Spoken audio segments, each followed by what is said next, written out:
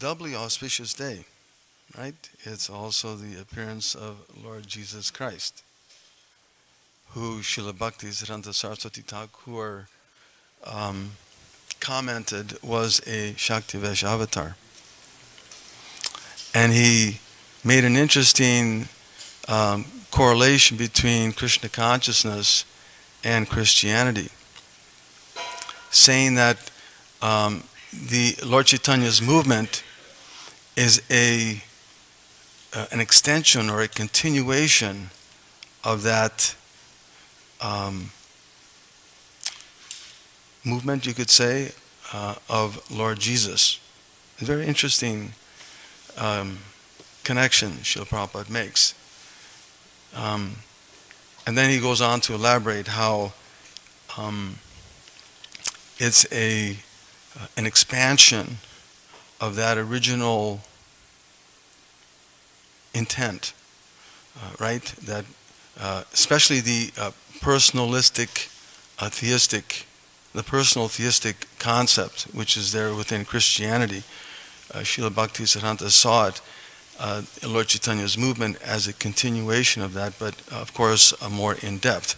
Not that one just sees the personality of God to be a person, but that he can also be one's son, one's lover, one's friend. It's a very interesting expansion of that thought. So today, of course, we wanted to speak about Srila Bhaktisiddhanta Maharaj Prabhupada, and there's so much to be said about him that we don't have enough time. Fortunately, we're not having breakfast, so no one has to be in anxiety. But Srila Bhaktisiddhanta Maharaj Prabhupada appeared in Jagannath Puri, which is a very beautiful ocean-side town on the eastern side of India in Orissa state, and was one of the 10 children of Srila Bhaktivinoda Thakur, who in his own right was a very special personality. Actually, Srila Bhaktivinoda Thakur is credited with resuscitating the Gaudiya Vaishnav tradition in West Bengal, and because over time the essence and the true teachings of Vaishnavism, the Gaudiya tradition, had become watered down, and so many sahajiyas had sprung up. So by the Lord's arrangement, he sends one of his intimate associates, Srila Bhaktivinoda Thakur, to come and resuscitate, again, awaken the real beauty of Vaishnavism in the Gaudiya tradition, specifically. And of course, he restores the birth side of Chaitanya Mahaprabhu with the help of Jagannath Das Babaji. That in itself is an incredible pastime. But with his help, they restored the birthplace of Chaitanya Mahaprabhu, and Srila Bhaktivinoda Thakur began his preaching, his progressive preaching, actually. Even now in our present society, there's a lot of talk of progressive movements. But Srila Bhaktivinoda Thakur was actually a progressive. And that was revealed in his various writings. Many of the songs that we sing every day are from Srila Bhaktivinoda Thakur, as well as Narottam Das Thakur, of course. But Srila Bhaktivinoda Thakur wrote many literatures, and was showing how the process of bhakti is actually a very beautiful and all accommodating, all encompassing tradition. So much so that he was able to send literatures overseas. Right? Isn't it the precepts of Chaitanya Mahaprabhu that ended up in Canada? So he was a very progressive personality. And with the help of various other devotees, they began to develop this revival. And seeing that, of course, all the while he was praying that he would get some help. And lo and behold, Srila Bhaktivinoda Thakur has various children who are all wonderful personalities, but he has this special son of Bhaktisiddhanta Sarasvati Thakur. One astrologer comments that this son, this child, will become world famous as a teacher of the ultimate goal of life. And someone may ask, well, what do you mean by that? You mean, typically we understand to be the goal of life to become rich and famous, or well positioned in the social scene. That is the general mentality. Of course, we'll see later on in Srila Bhaktisiddhanta Saraswati Thakur's life that this was the actual fact. Of course, his preaching, again, the ultimate goal of life being devotional service, Hari Seva, service to the Supreme Lord. But it's interesting how later on in his life, actually he does become famous. And so much so that thousands of people would turn out wherever he would go. Whenever he would go on train rides from one place to another on a preaching engagement, there would be various stops. If you've ever been to India on their trains, there are stops practically every few kilometers. And a trip from Calcutta to Navadvip may take hours, literally hours, the whole day. Go to Krishnagar from Howrah, it takes forever. There's so many stops. You can imagine as the word gets out that this wonderful personality is coming, and so thousands of people would show up. And of course, what to speak of his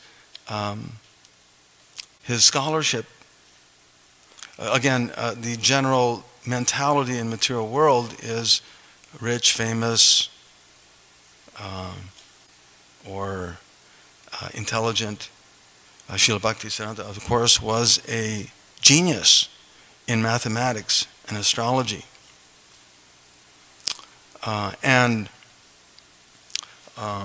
So he has thousands of followers, hundreds of, or at least 100 centers throughout India. And of course, along with that is immense wealth. So what typically you look for in the material world, he had that by Krishna's grace, but simply it was a benediction given to him as a result of his intense Hari Seva. So it was predicted that this person would be very special. There's a wonderful description of how when he came out of the womb, he had his Brahman's thread wrapped around, and that there's a mark that was left on his body throughout his whole life from that thread, from that umbilical cord that was wrapped around. No doubt, a very special personality. At 5 months old, the Jagannath cart, which would come down a Grand Road every year from the temple to the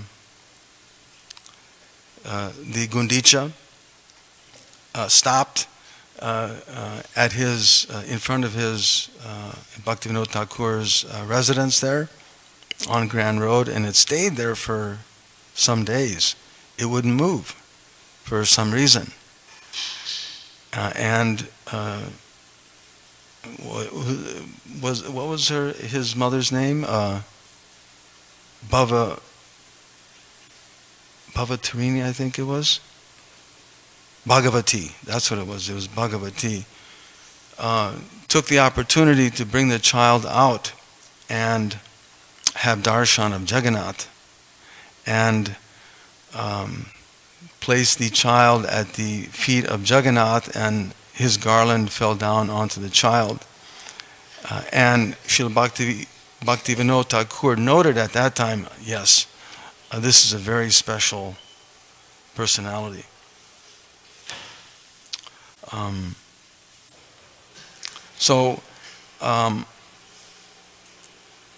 This was again revealed by Srila Bhaktisiddhanta Sarasvati Thakur's behavior, even as a small child, just like we have a small child here. As a small child, he was just naturally attracted to devotional activities. His father, Srila Bhaktivinoda Thakur, made it compulsory for him at the age of 5 that you chant regularly. He had to chant a certain amount. And he also initiated him into a Nrsingadev mantra. Of course, we pray to Lord Nrsingadev for protection. But from the very beginning, his father was very clear about what he wanted for his son and what Srila Bhaktisiddhanta Saraswati Thakur was capable of doing. And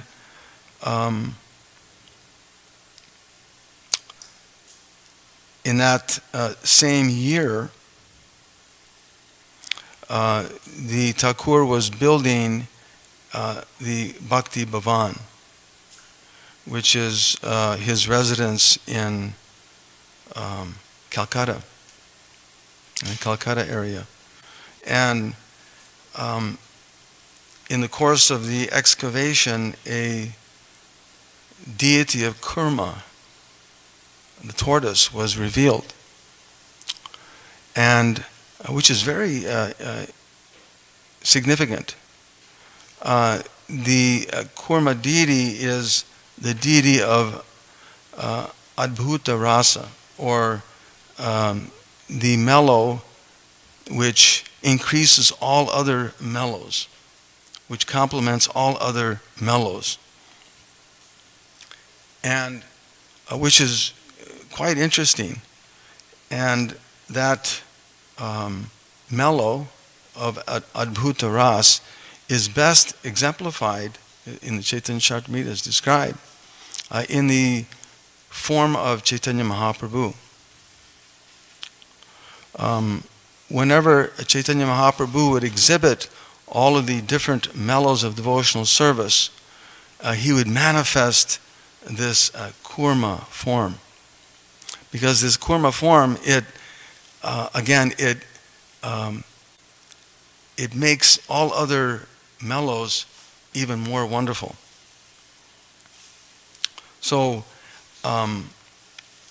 it's very nicely described how that mellow again is even more wonderful in its when it's distributed, in its mode of distribution, which again is exemplified to the highest degree in the form of Chaitanya Mahaprabhu, whose life was a symbol of distributing the holy name and distributing to whoever and everyone, every town and village.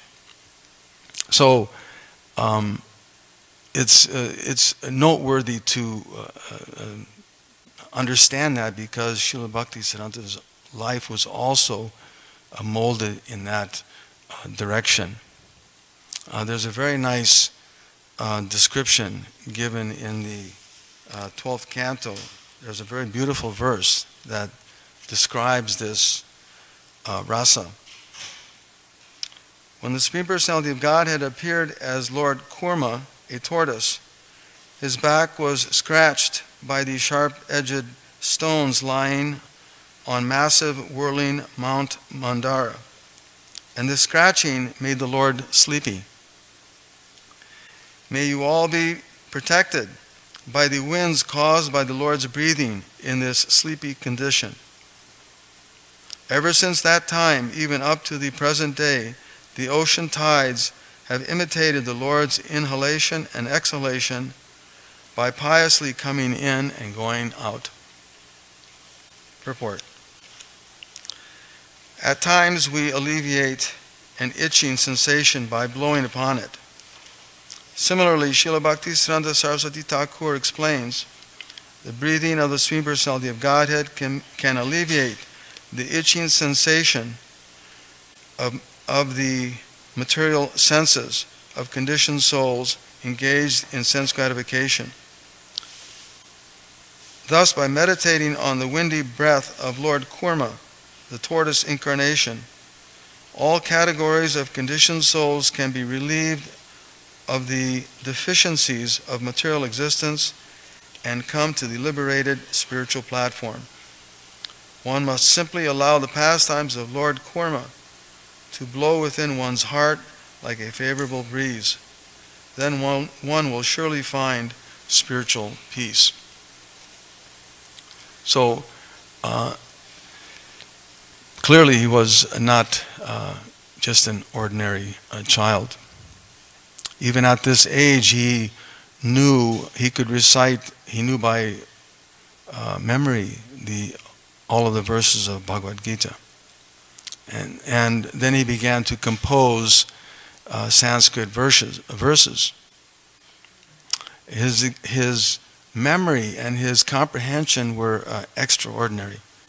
It's described later on in his life that he could remember verbatim things that were said and heard 50 years previous.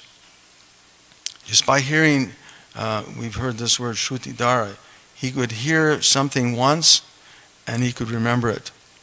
So clearly not just an ordinary 7-year-old. One Babaji commented that he was asking Bhaktivinoda Thakur, why doesn't this boy offer obeisances? One sadhu was asking. And Bhaktivinoda Thakur responded that he does not offer dandavats to sahajiyas.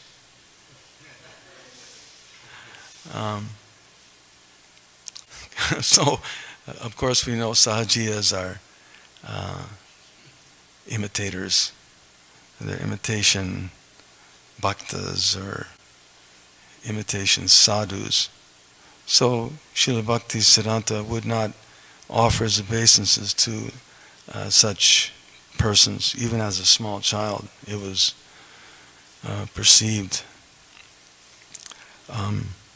So, Bhaktivinoda Thakur, of course, wanted Srila Bhaktisiddhanta Saraswati to have a secular education.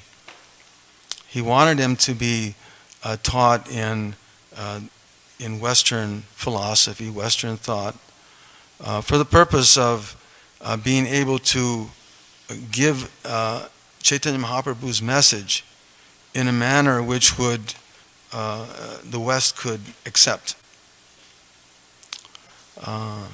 And of course, he himself exemplified that in his own writings and preaching. But he wanted Srila Bhaktisiddhanta to have a good education.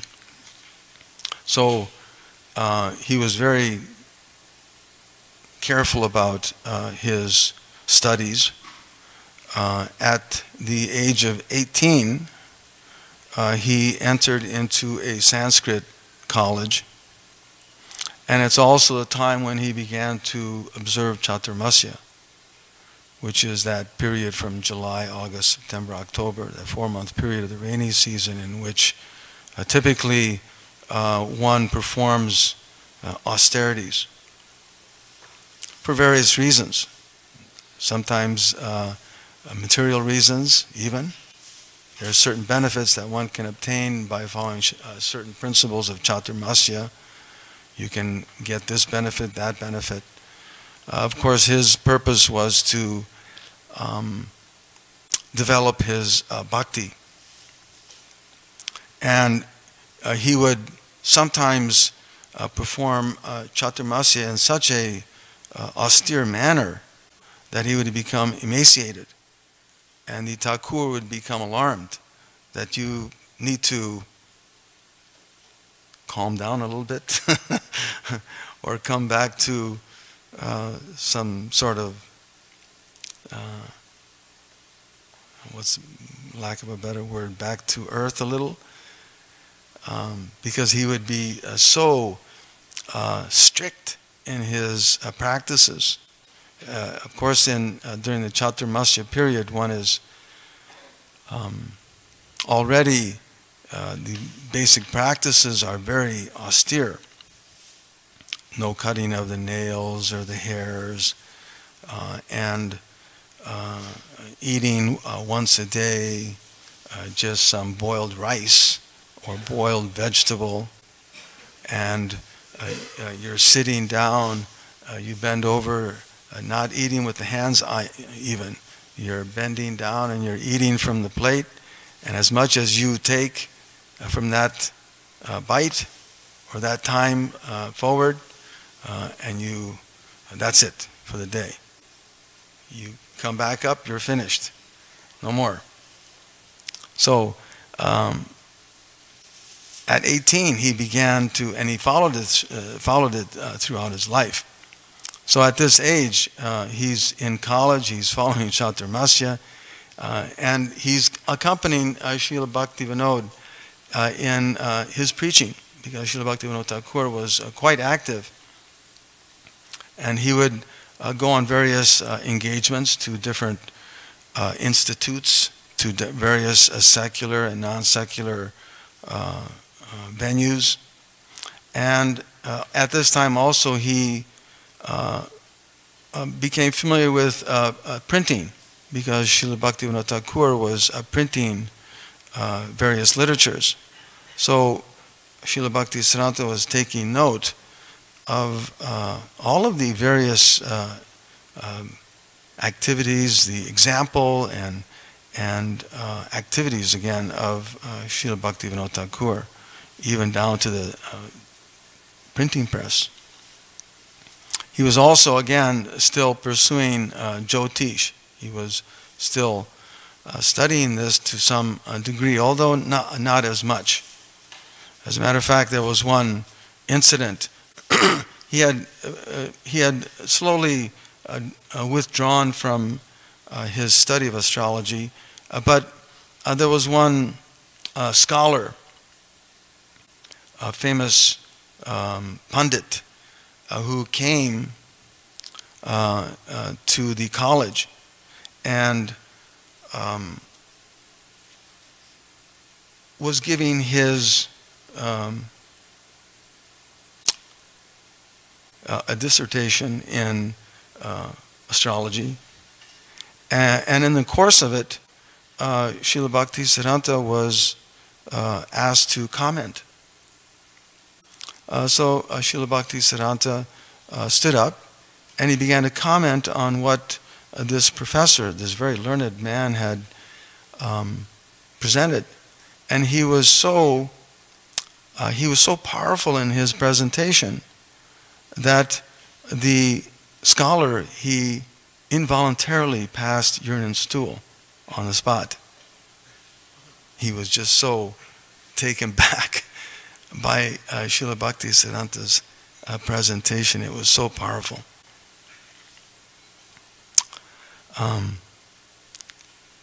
But again, he wasn't, this was not his goal. This was not his determination. This was not his meditation. Instead, all along, it was service to the Lord.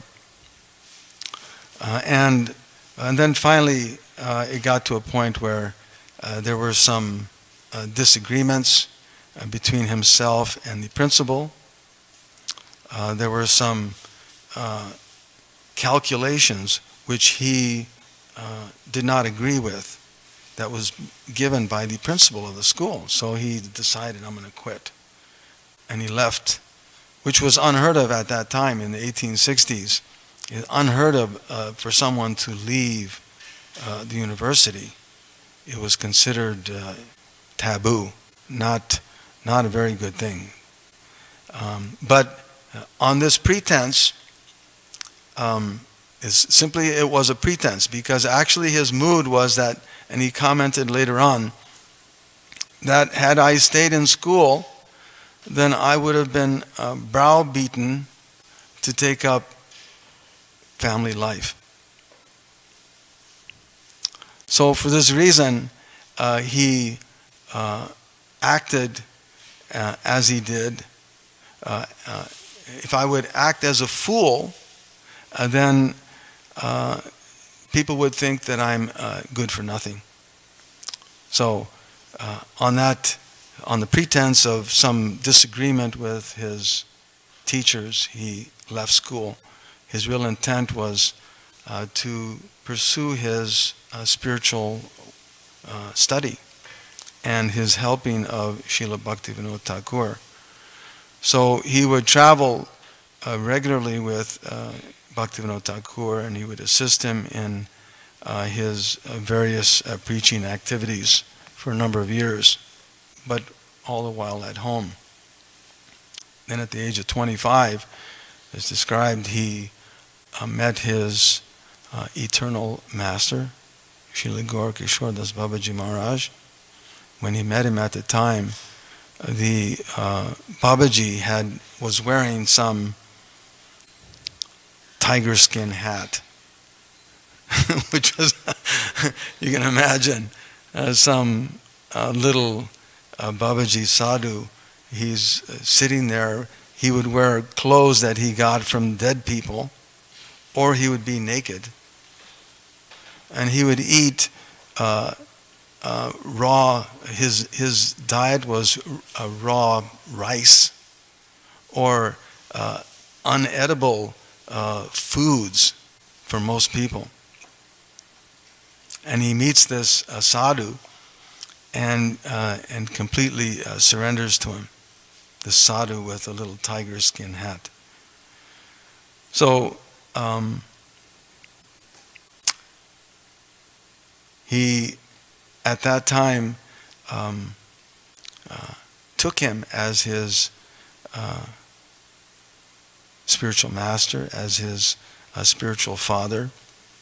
He later on was questioned, why is it that you as a Ghostianandi have taken shelter of this Bhajananandi, this sadhu? And Srila Bhaktisiddhanta comments. I want to read one little piece that he wrote about it.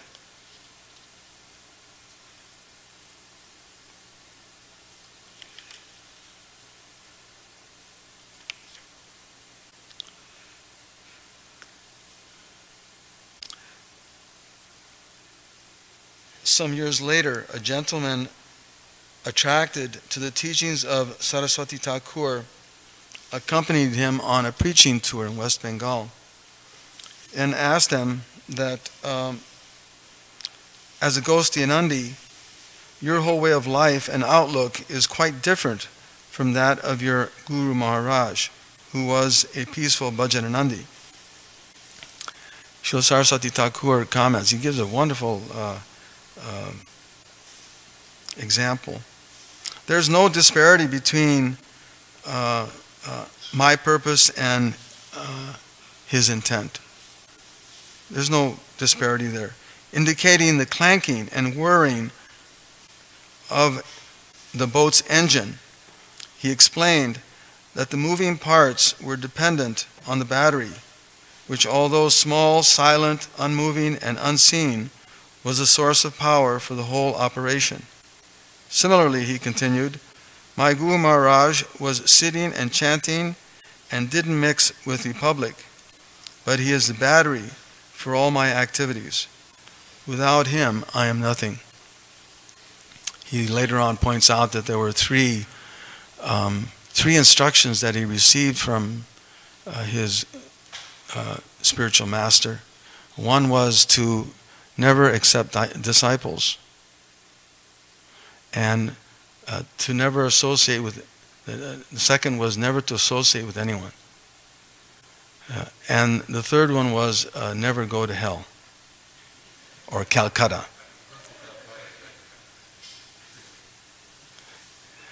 So he kept those three instructions dear to himself, and explained later on that he never accepted disciples. But he did make disciples. Those who he did not make disciples. Those who considered themselves his disciples were in fact his gurus. For by observing their initial inclination for Hari Seva, his own tendency to serve the Lord increased. So it's not that he accepted disciples, but he saw them as an impetus for devotional service, increased his desire. Seeing their intention to serve the Lord, it inspired him, so he accepted them as his guru. And he didn't associate with anyone. Because generally when one associates with someone, you're looking to take from that person. So his intent was never to give or take anything from someone. He was always giving. So in that way, he never associated with anyone. And neither did he ever go to the material world or hell. Although he did have his math in Calcutta, he considered that to be Vaikuntha, or the spiritual world. Just like we see here in our own experience, this is not the material world. We're living in Vaikuntha here in the Lord's temple. Also at this time he began his chanting. He made his vow of chanting 1 billion names, which took him some 9.5 years to complete. During this time also he began to, actually the reason why he went off and took this vow of 1 billion names was because he'd become very active in his preaching work, and so many people were irritated by him. That Srila Bhaktivinoda Thakur told him, you should maybe don't be so aggressive. You should go to Mayapur, and you should focus on chanting holy names. And that's when he sort of backed off a little bit, and he focused on his chanting and his writing.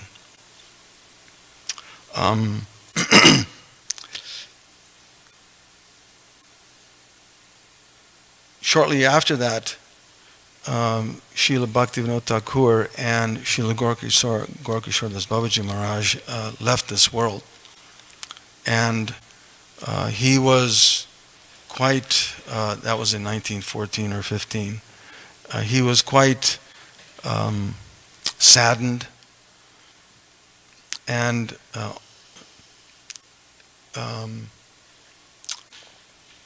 felt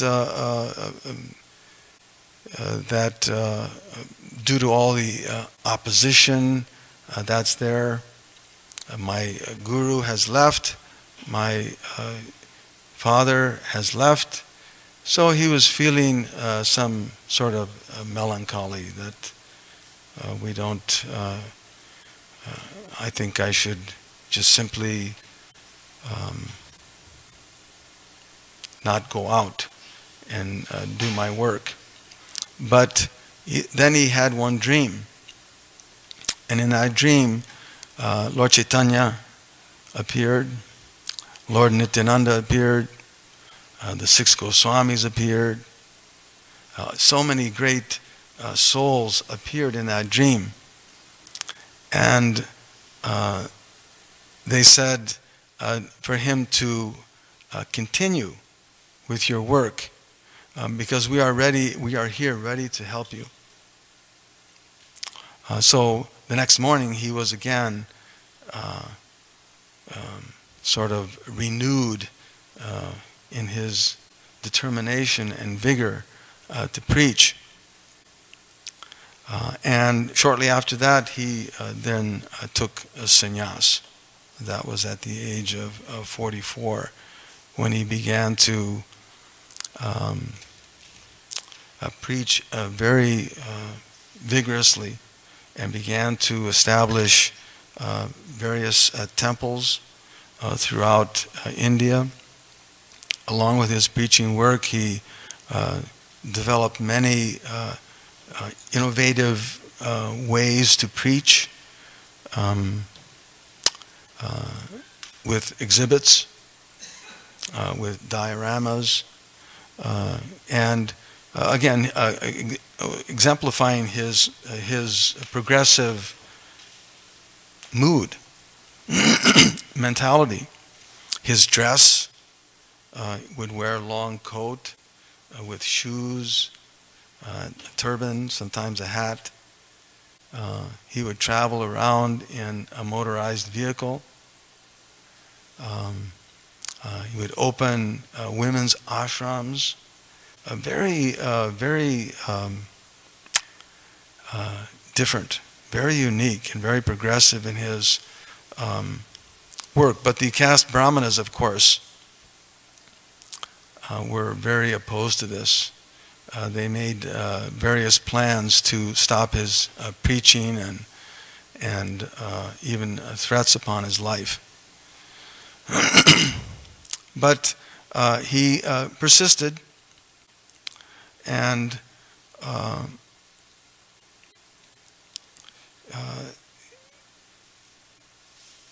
up until his last address, which is a very interesting comment that he gives. He states, "I have upset many persons' minds.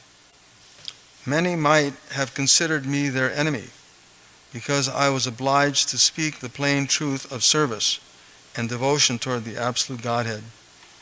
I have given them all those troubles only so they might turn their face toward the personality of Godhead without any desire for gain and with unalloyed devotion. Surely someday they will be able to understand that." That was some days before his passing, his last address to his disciples. There are many, there's just a storehouse of nectar in his instructions. He gave many instructions about various things. One here is very interesting. I just pulled out a few. This one was on chanting. On another occasion, that same devotee was singing. This was at the Yoga Pit during Kirtan. On another occasion, that same devotee was singing the Maha Mantra in such a long, drawn-out manner that it took him a full 15 minutes to complete one mantra. He was modulating his voice and harmonium up and down the scale and gesticulating as if expressing deep emotion. Srila Sarasvati Thakura later remarked that the Maha Mantra could have been sung 50 times in the same amount of time that the musician was singing it only once. He further commented, persons lacking taste for the holy names or devotional service are attached to melodious tunes and musical performances as entertainment for their senses. We can dispel listlessness and all other anarthas by loudly and faithfully performing kirtan of the Maha Mantra in the association of pure devotees. Members of the Tala Toka Sampradaya, you know what that is, right? Tala and Toka, the drum and kartal Sampradaya. They're so focused on kartal and their particular drum beats and this and that. Those interested simply in rhythm and other musical attributes are utterly entangled in profit, adoration, and distinction. Pure devotees always distance themselves from such pretenders and instead worship the holy name by full absorption in Sankirtan. Bhagavan, who is addressed by his holy names by such faithful devotees, manifests to them. His transcendental form, qualities, and pastimes, love of Krishna, develop exclusively in the hearts of those who chant in that way.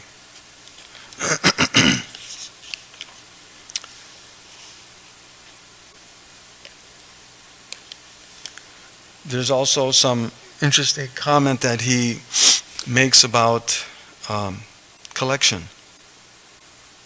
He would regularly send out his disciples to preach.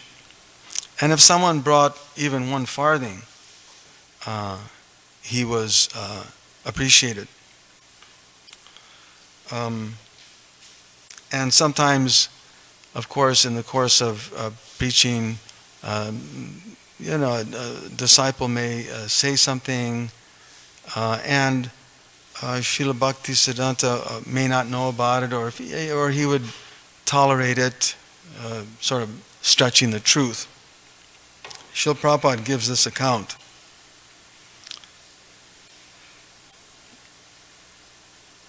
Srila Bhaktivedanta Swami recalls, you bring money, oh no, what is this? There was one beautiful, beautiful, fantastic little comment.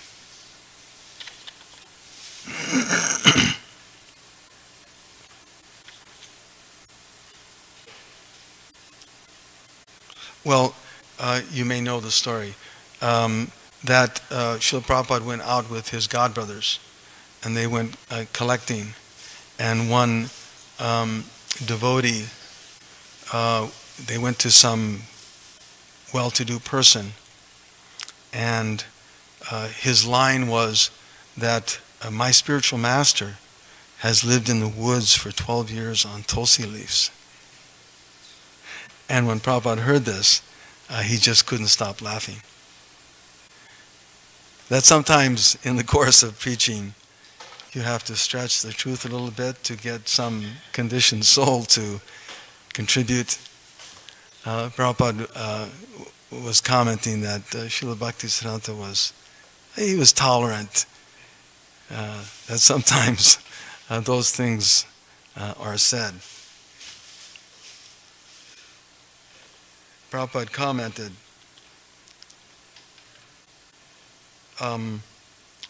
very interesting. There was an exchange between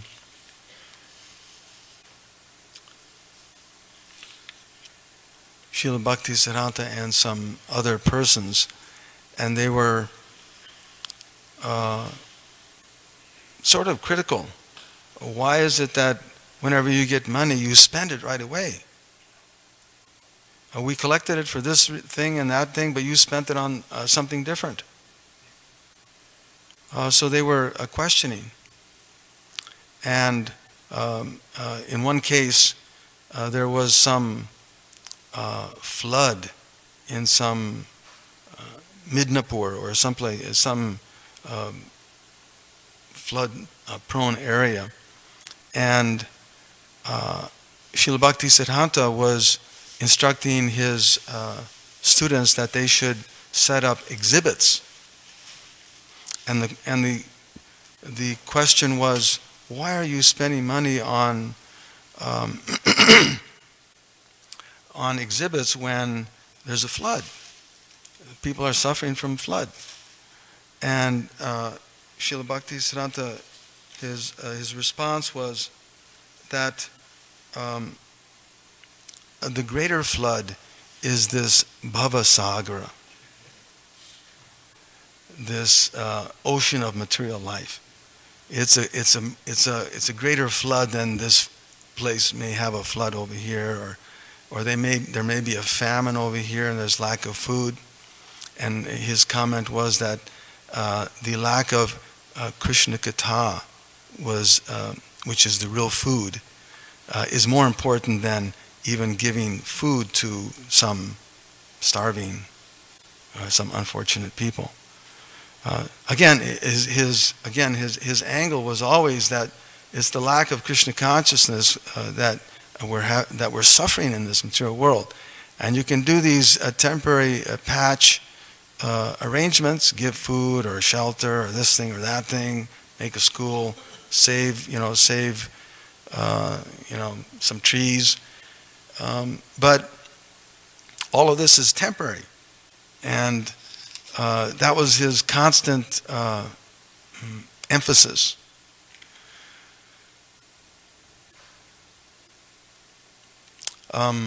It's described also that he was a very charitable person at the same time.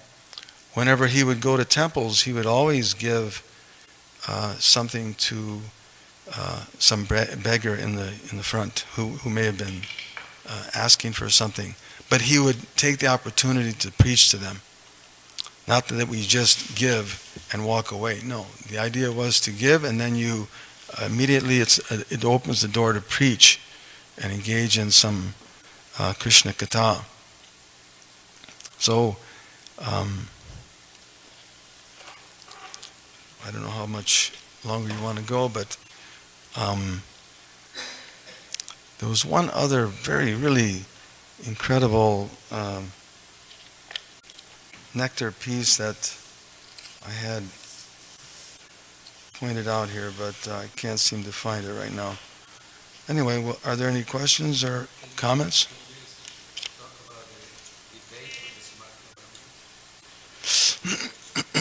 Which, the Smarta Brahma?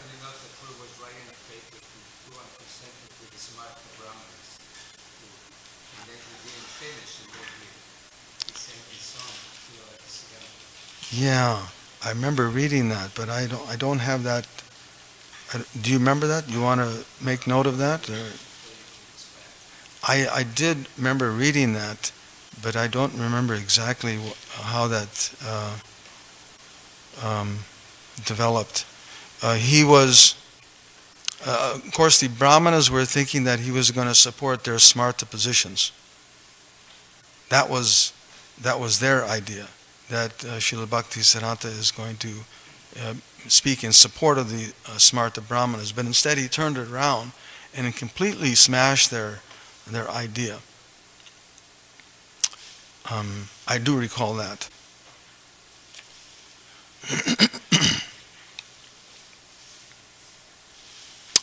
Any other? Yes?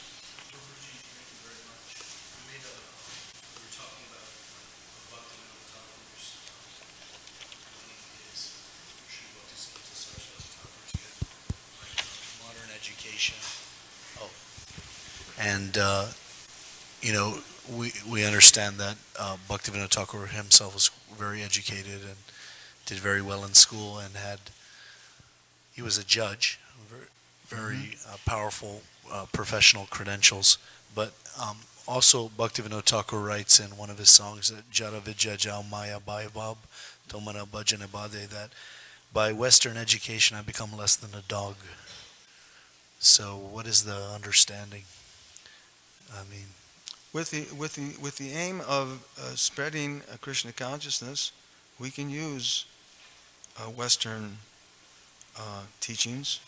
We can analyze them and see how they're deficient in comparison to Krishna consciousness.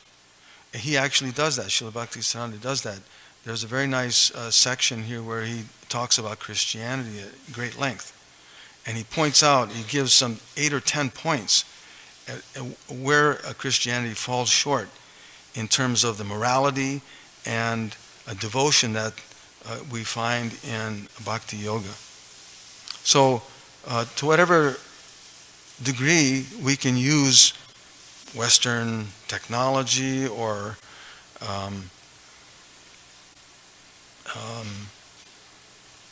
amenities for the purpose of spreading Krishna consciousness, we can use a printing press, we can use TVs, we can use airplanes, we can use the internet, we can use it to spread Krishna consciousness. To that extent, we use it. All the while, one has to keep guard that we don't become victims of it. That is for sure. Mataji?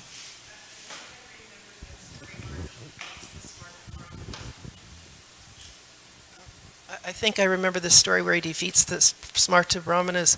Is Bhaktivinoda Thakur was supposed to speak to them, but he was ill. He was ill. Yeah, right. And Bhaktisiddhanta Saraswati, he spoke instead in his place, but they were very heavy people to speak to, and he was hesitant, but then he was able to conclusively establish by scripture the superiority of the Vaishnava Brahmana. And what is a Vaishnava? And they all cheered him at the end, and he was victorious. And then there was they bathed his feet, and there was some fight to get the water, the nectar, from his feet. So the police constables had to distribute it by sprinkling it everywhere. I think that's how it went. That reminds me of one time when he went to Kurukshetra with his followers, and he was there in Kurukshetra. There's a pond. And as he was standing there at the bank of the pond, the water from the pond washed up on his feet mysteriously. It came up on his feet and then flowed down and created a little pool. It was just very odd. As soon as the disciples saw this, they jumped after it and drank it as Charnamrita.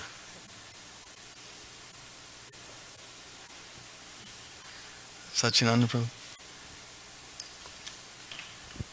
Thank you, Naikatma Prabhu. So in your talk here, you made a really nice point about relationships and how we take from the relationship. Could you elaborate a little bit of that, please? What you mean by in a relationship we take from that relationship? Am I quoting you correctly? Association? Yes. Yeah, typically, we associate according to what kind of gratification we get, right? We're not looking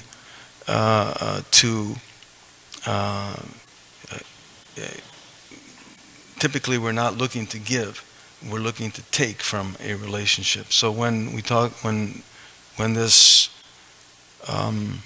instruction given by Gaurkishore Das Babaji Maharaj to not associate meant that we don't go out to see what we can take from these people and that people. And Srila Prabhupada showed that by his own example. When he came to the West, he didn't come to take anything, but his whole thing was to give. And that should be our mentality. We don't go out to take something from this source or that source for some gratification. But we go out to give Krishna consciousness. And in the association,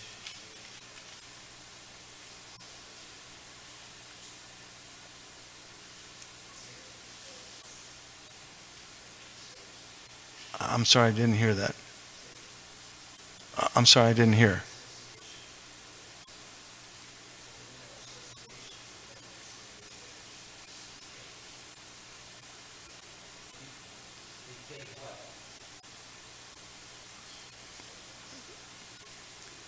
Well, we take their mercy. In the association of devotees, we take their mercy. We take shelter of them. The devotees are always giving mercy. What is in that mercy, of course, is Krishna Katha, or the inspiration to be engaged in devotional service. We take that from devotees. And prasadam. Right? There's different exchanges there.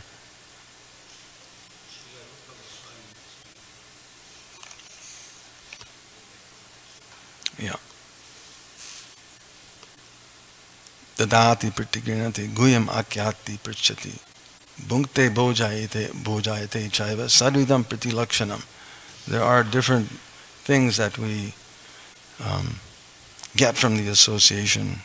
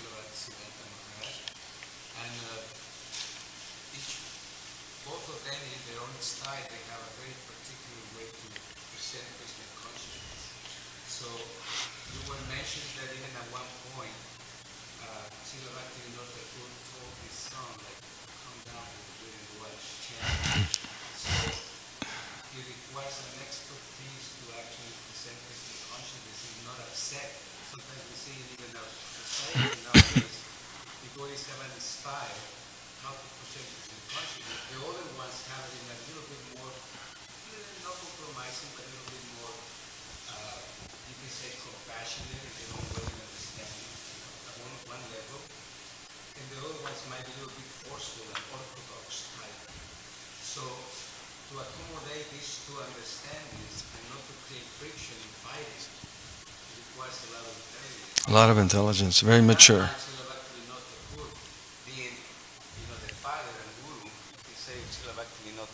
Srila Bhaktisiddhanta, he was actually, like, go and do that. But isn't it, my question, isn't it that at one point also, after that, he came out with the book Vaishnava Ke?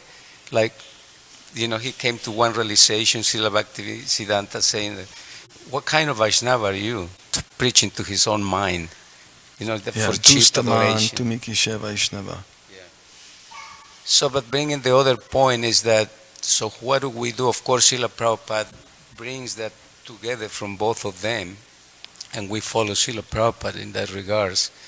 But also, isn't it that we should be aware and respectful of different kinds of Vaishnavas preaching in the world? They have a particular vision. They want to, please the spiritual master, and they might not necessarily be that, like the orthodox, like fundamental, but they have their vision and they want to preach instead of like creating some. Yeah, there's variety in the spiritual world. There's variety in spiritual work. They're all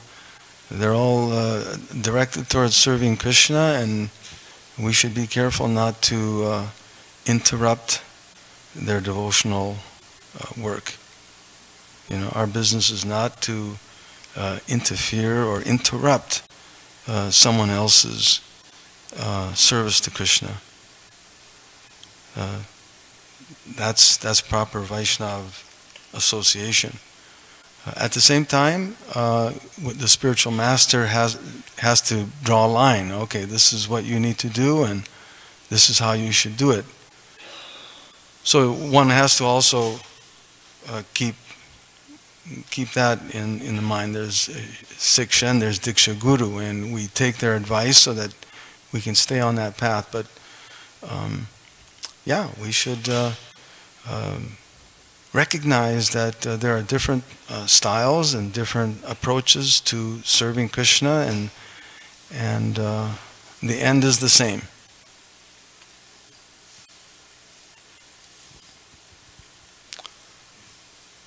Srila Prabhupada ki jai. Srila Bhaktisiddhanta Maharaj Prabhupada ki jai.